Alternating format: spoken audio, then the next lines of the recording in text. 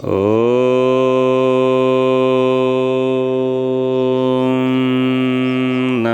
भगवते वासुदेवाय।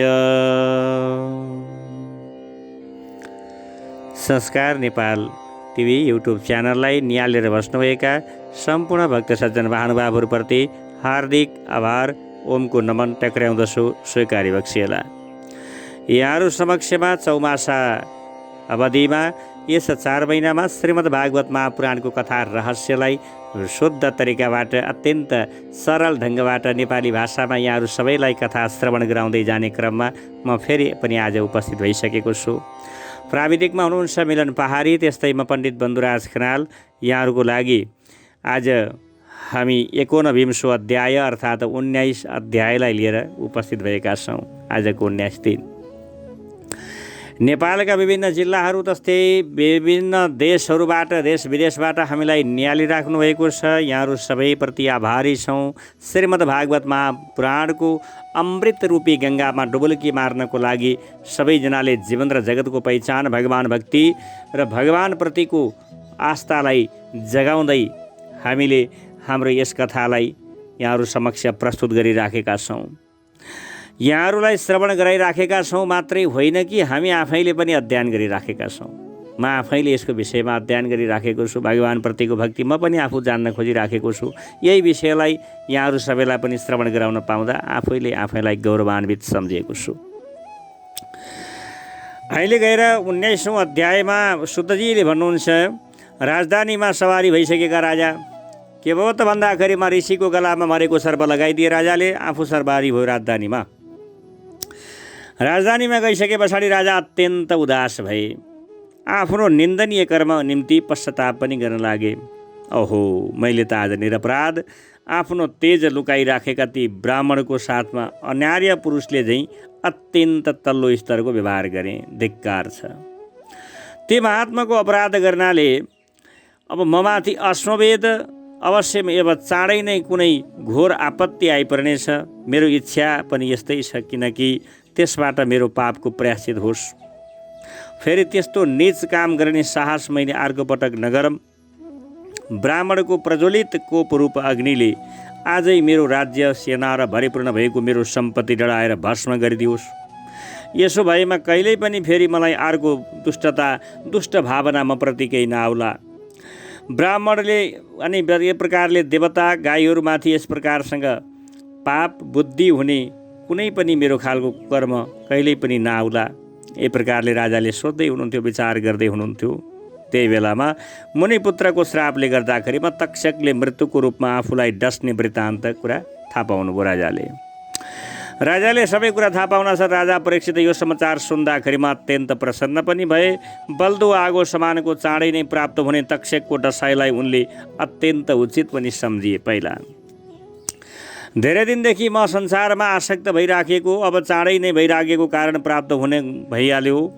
अनि गएर राजा परीक्षितले त पहिलेदेखि नै यस लोक एवं परलोकको भोगलाई तुच्छ सम्झिएका, त्यसैले कृष्ण भगवानको चरणकमलको सेवालाई नै सर्वोत्तम सम्झिएर सबैलाई त्यागेर उनी आमरण अनसन व्रत लिएर गङ्गाको तीरमा सवारे। गङ्गाको जल तुलसीको गन्ध मिसिएको कृष्ण भगवानको चरणकमलको राजा संसर्गले गर्दाखेरिमा अत्यन्त पवित्र ब्रह्म महादेव आदि गरिएका लोकपाल सहितको स्वर्ग मर्त्य दुवै लोकको प्राणीलाई पवित्र गर्दै प्रवाहित भएकी गङ्गामाई यही अवस्थामा लोकपावनी गङ्गाको सेवन अत्यन्त कालमा अन्त्यकालमा कुनै मानिसले नगर्ला। यस्तो खालको यो सौभाग्य फेरि पाइएला नपाइएला। अहिले त भगवानको चाहिँ भक्ति प्रवाह गर्न सक्नेवाली, मनमा रहेका विभिन्न खालका क्लेशहरूलाई पखाल्न सक्नेवाली गङ्गामाईको स्नान गर्नको लागि गङ्गामाईको सेवन, यही प्रकारसँग गङ्गाको तटमा आमरण अनसन गर्ने निश्चय गरेर पाण्डव कुलमणि परीक्षित सम्पूर्ण आसक्तिको परित्याग गरी मुनि व्रत स्वीकार गरेर अन्य भावले कृष्ण भगवानको चरणकमलको ध्यान गर्न लागे। शरीर त्याग्न राजा परीक्षित गङ्गा तटमा बसे अरे भन्ने कुरा सारा सबैलाई थाहा भयो। तिनै लोकलाई पवित्र गर्नेवाला ठुला ठुला महानुभाव ऋषि मुनिहरू आफ्ना शिष्यका साथमा त्यहाँ सवारी भए। स्वयं तीर्थरूप सज्जनहरू प्राय तीर्थयात्राको न्यु पारेर ती तीर्थस्थललाई पवित्र गर्दै घुमफिर गर्दै त्यहाँ सवारी हुन लाग्यो। त्यही बेलामा को आयो त नि त्यहाँ भन्दाखेरिमा अत्रि, वशिष्ठ, च्यावन, शरदवन, अरिष्टनेमि, भृगु, अंगिरा, पराशर, विश्वामित्र, परशुराम, उतथ्य, इन्द्रप्रस्थ, यदमवाह, मेधातिथि, देवल, अरिष्ट, आरष्टिनी, श्वेण, त्यस्तै भारद्वाज, गौतम, पिपलाद, मैत्रेय, और्व, कवश, अगस्त्य, भगवान व्यास, नारद तथा यी बाहेक अरू पनि अनेकौँ देवर्षि, महर्षि, अरुणादि राजर्षिहरू समेत सारा सबैको सवारी भयो। यही प्रकारसँग राजा ऋषिहरू सारा सबैको सवारी अनेक मण्डली आफ्नो सामुन्ने एकत्रित भएको देखेर राजाले सबैको यथायोग्य सत्कार गर्नुभयो।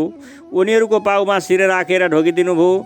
सबैजना आरामसँग अब आफ्नो आसनमा बसिसके पछाडि राजाले फेरि उनीहरूमाथि प्रणाम अनि शुद्ध हृदयले उनीहरूको अगाडि उभिएर हात जोडेर आफूले गर्न खोजेको कुराको बारेमा भन्नुभयो।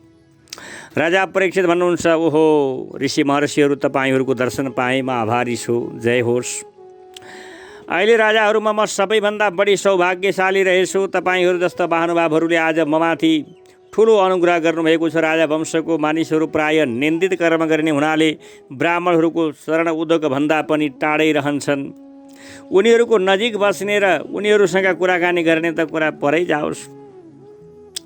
सदा सर्वदा देहज्ञमा आसक्त रहने हुनाले म पनि ठुलो पापी भइसकेको छु।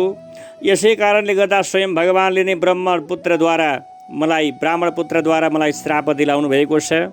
यही श्राप त वैराग्य उत्पन्न गराउनेवाला, मलाई त यसो श्राप आशीर्वाद स्वरूप भएको छ, जसमाथि तपाईँहरूको फेरि कृपा भनेर राजा परीक्षितले सारा सबै ऋषि महर्षिहरूलाई सम्मान गर्नुभयो। हे ब्राह्मणहरू, मैले आफ्नो चित्त भगवानको चरणमा समर्पण गरिसकेको छु। गङ्गा देवीले तथा तपाईँहरूले पनि आफ्नो शरणागत सम्झेर ममाथि अनुग्रह गर्नुपर्दछ।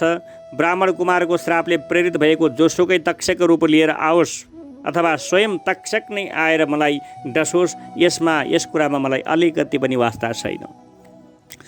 कृपया तपाईँहरूले भगवानका कथाहरूको विषयमा मलाई भन्दै जानुहोस्, कथाहरू गाउँदै जानुहोस्, कीर्तनहरू गाउँदै जानुहोस्। तपाईँहरूलाई फेरि पनि प्रणाम गरेर म यही कुराको प्रार्थना गर्दछु कि जुनसुकै योनिमा मैले कर्मले गर्दा जन्म लिन परोस्, तापनि श्रीकृष्ण भगवानमा दिनदिनै मेरो अनुराग बढ्दै जाओस्, उहाँकै चरणको आश्रय रहेका महात्माहरूसँग सङ्गत होस् अनि जगतका समस्त प्राणीहरूको साथमा मेरो एक नाशको मैत्री भाव रहोस्। यो मेरो, यो तेरो, यो टाढाको, यो नजिकको भन्ने खालको भावना कसैमा पनि नआओस्। चाहे जुनसुकै योनिबाट जन्मेको प्राणी होस्, चाहे जुनसुकै मनुष्य होस्, सबैमा समदृष्टिको भावना ममा विकास भएर जाओस्। म यही चाहन्छु। यही प्रकारबाट राजाले सबै कुराहरू सम्झाउँदै जानुभयो, भन्दै जानुभयो। यस्तो दृढ निश्चय गरेर परमधीर महाराज परीक्षित पृथ्वीको शासनभार सारा सबै आफ्नो छोरालाई, लौरानी यस्तै भयो, अबदेखि छोराले अब छोरालाई हेरदेख गर्नु अनि यिनी छोराहरूले जे जे दिन्छन् त्यही खानु। रानी, म त गङ्गाको सवारी, गङ्गामा जान्छु। आजको 7 दिनमा मेरो त मृत्यु हुन्छ अरे रानी। आजदेखि यस्तै भयो, तिम्रो हाम्रो बोल्ने, उड्ने, खाने, बस्ने, हिँड्ने, डुल्ने अब कुराहरू सबै कुरा यस्तै भयो रानी, तिमीले चिन्ता नगर। रानीलाई सम्झाउनु भयो। रानी त्यस पछाडि छोरालाई सम्झाउनु भयो, बाबु लौ अब यस्तै भयो, आजदेखि म अब जाने भएँ। यो सारा सबै राज्यभारहरू जनतालाई, प्रजालाई चाहिँ आफ्नो सन्तान सम्झेर, सबैलाई आफ्नो सन्तति सम्झेर सबैको सेवा गर्नु, समदृष्टि हुनु, जनताको सुख दुःखमा सबै कुरामा साथ दिनु। जनताहरूले भोजन नगरिकन तिमीले भोजन नगर्नु, जनताहरूलाई उपचार गरेर मात्रै आफ्नो उपचार गर्नु। जनताको दुःख नै आफ्नो दुःख हो र जनताको सुख नै आफ्नो सुख हो भन्ने भावना राख्नु। यस्तो प्रकारले शासन चलाउनु, प्रशासकले ध्यान दिनुपर्ने कुराहरू भनेर विभिन्न खालका राजनीतिक सम्बन्धमा, कूटनीति सम्बन्धीमा यी सारा सबै कुराहरू राजा परीक्षितले आफ्ना सुपुत्रलाई सम्झाउनु भयो। यही प्रकारले सम्झाइसके पछाडि राजा जन्मेजयलाई, अहिले छोरा जन्मेजयलाई सुम्पी गङ्गाजीको दक्षिणतिरमा पूर्व अभिमुख कुशको आश्रममा उत्तरतर्फ मुख फर्काएर राजा विराजमान हुनुभयो। यही प्रकारसँग आमरण अनसनको निश्चय गरी सम्राट राजा परीक्षित बसे पछाडि स्वर्गमा देवताहरू अत्यन्त आनन्दसँग प्रशंसा गर्दै उनीमाथि पृथ्वीमा पुष्पमालाको छेल्लाको वृष्टि, पुष्पको वर्षा हुन थाल्यो। त्यही बेलामा बारम्बार दुन्दुभी आदि सारा सबै बाजाहरू बन्न लागे। त्यहाँ उपस्थित भएका सबै महर्षिहरूले स्याबास राजा स्याबास भनेर परीक्षितको निश्चय अनुमोदन गर्न थाले। स्वभावैले सबैहरूमाथि अनुग्रह वर्षा गर्नेवाला मुनिहरूको श्रीकृष्णका गुणले प्रभावित भएका राजालाई सुहाउने किसिमको वचन भन्न थाले। श्रीकृष्ण भगवानका सेवक तथा अनुयायी तपाईँको पाण्डव वंशीहरूका लागि तपाईँ यस्तो उत्कृष्ट व्यक्तित्व, यस्तो घटना हुनु पनि कुनै विचित्रको कुरा भएन, किनकि तपाईँहरूका पूर्व पुर्खाहरूले भगवानको सान्निधि अर्थात् मुक्ति प्राप्त गर्ने इच्छाले राजाहरूको मुकुटमा जडिएका अमूल्य मणिहरूको प्रभावले प्रकाशित रहनेवाला राज्य समानको एकै छिनमा तुक्ष सम्झेर त्यागिदिएका छन्। त्यस्ता पुर्खाहरूको सन्तान तपाईँ महाराज परीक्षित। फेरि सबै ऋषिहरू आपसमा भन्न लागे, राजा परीक्षित भगवानका परम भक्त, जबसम्म यिनी आफ्नो अनित्य शरीर त्यागेर शोकरहित तथा अत्यन्त निर्मल परम धामतिर लाग्दैनन्, तबसम्म हामी सबैले यहीँ बस्नुपर्छ भनेर राजाका वरिपरि सारा सबै ऋषि महर्षिहरू त्यहीँ बस्नुभयो। अनि गएर भगवान ऋषिहरूका यी पक्षपात रहित वचन बाणीहरू सुन्दाखेरिमा अमृत समान मिठो लाग्ने गहिरो भाव भएको एवं यथार्थ वचन सुन्दा राजाले उनको उचित प्रशंसा गरे। भगवानको मनोहर कथा सुन्ने इच्छाले उनीहरूसित प्रार्थना गरे, हे महात्माहरू, तपाईँहरू सबै यहाँ टाढा टाढाबाट सवारी भएको छ। सबैभन्दा माथिको सत्यलोकमा बस्ने तपाईँहरू प्रति समान वेद समान हुनुहुन्छ। लौकिक तथा परलौकिक कुनै स्वार्थ पनि छैन। त्यही प्रकारले परोपकार स्वभाव हुनाले अरूमाथि अनुग्रह गर्नु नै, यही प्रकारले तपाईँहरू सारा सबै जगतमा सबैको कल्याणको लागि घुमिरहनुहुन्छ। हे ब्रह्माण्ड समाज, ब्राह्मण समाजहरू, सम्पूर्ण तपाईँहरूले जे भन्नुहुन्छ त्यही नै हाम्रो कर्तव्य हुनेछ। यही प्रकारले यस्तो विश्वास गरेर तपाईँहरूसँग सोध्न योग्य कुरा म सोध्दैछु है। सबैको निम्ति सबै अवस्थामा, विशेष गरी थोरै समयमा मर्ने पुरुषको निम्ति अन्तस्करणमा एवं गर्नुपर्ने योग्य विशुद्ध कर्म चाहिँ कुन चाहिँ होला? जो अल्पायुमै मर्न लाग्यो अनि मर्ने बेला भइसकेको, मृत्यु नजिक आइसकेको व्यक्तिले गर्ने काम र कर्तव्यको पहिचानको विषयमा हामीलाई बताइबक्सियोस् भनेर सारा सबै ऋषिहरूलाई बिन्ती गर्दै राजा परीक्षितले भन्नुभयो। त्यही बेलामा उनको शरीरमा वर्ण अथवा आश्रमको कुनै चिन्ह थिएन। अनि त्यही कुरा गर्दै हुनुहुन्थ्यो। सबै ऋषिहरू चाहिँ हेर्नुभयो, ट्वाल्ल मुखा हेरेर बस्नुभयो। तर यही हो, यसै गर्नुपर्छ भनेर कसैले भनेन। नभन्या बेलामा, सोधिरहेकै बेलामा कसैको अपेक्षा नराख्ने व्यासजीका छोरा भगवान सुखदेवजीको पृथ्वीमा स्वेच्छापूर्वक विचरण गर्दै त्यहाँ सवारी हो। राजा परीक्षितलाई मृत्यु हुने बेला भगवत भक्तिको चिन्तनको विषयमा उहाँले विचार गरिराख्नु भएको। त्यही बेलामा सुखदेवजीको सवारी, उनको शरीरमा वर्ण अथवा आश्रमको कुनै पनि चिन्ह थिएन।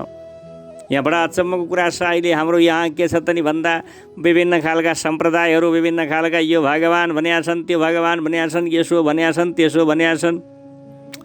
ब्रह्म सम्बन्धीको चिन्तन गर्नेवाला, ब्रह्म सम्बन्धीको ज्ञानी भएको व्यक्ति, ब्रह्म सम्बन्धीको त्यो ज्ञाता, त्यस्तो व्यक्तिले कुनै सम्प्रदाय अथवा कुनै आश्रम, कुनै वर्णको विषयमा उनले ध्यान दिँदैन। त्यहाँ कुनै चिन्है छैन। सुखदेव स्वामी बैरागी सवारी भयो।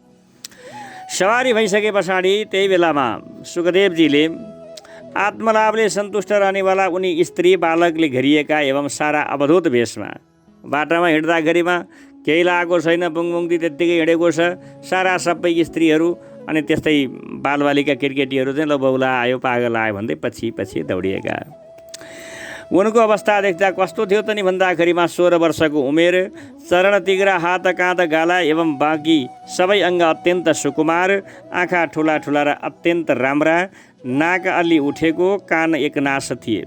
सुन्दर आँखी भाउले गर्दाखेरिमा अत्यन्त स्वाभिमान भएको, तिनको रेखा परेकोले घाँटी शङ्खा झैँ रहेको देखिन्थ्यो। उनको काँध भरिलो, त्यस्तै छाती चेप्टो र अलि माथि उठेको। यस्तो प्रकारले उनको शरीरको वर्णको विषयमा बताइयो।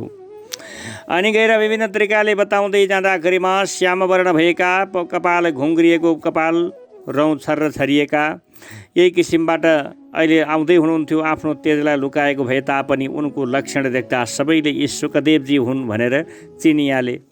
सारा सबै ऋषिमण्डलीहरू सबैजना चाहिँ त्यहाँबाट जुरुक उठ्नुभयो अनि सुखदेव स्वामीको सम्मानमा सारा सबै जुट्न लाग्नुभयो।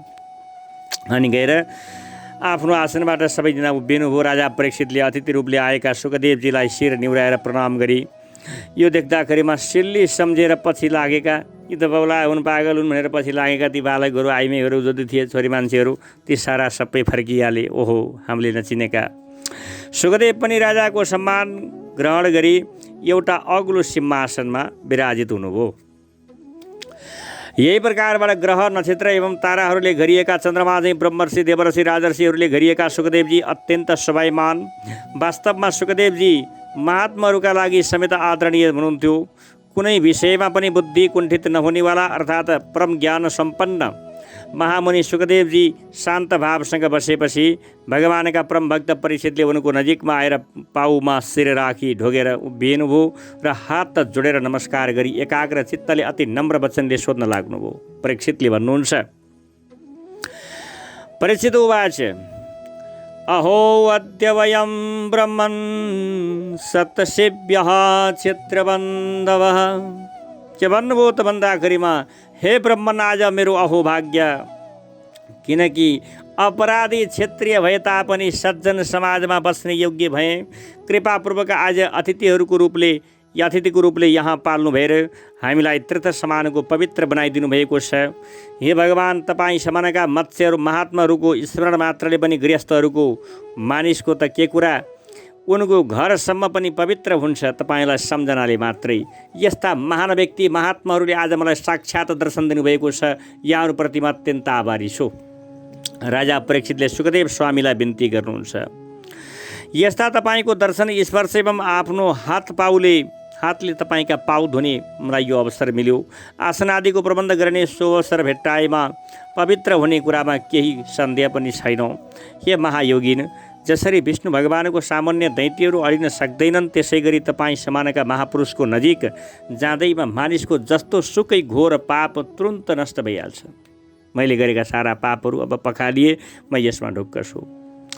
पाण्डवहरूका सरित भगवान श्रीकृष्ण भगवान फुपूका छोराहरूलाई अर्थात् पाण्डवहरूलाई प्रसन्न गराउन उनको कुलमा जन्मेका मलाई पनि आफ्नो आत्मीय सम्झेर ममाथि प्रसन्न हुनुभएको जस्तो प्रतीत हुँदैछ।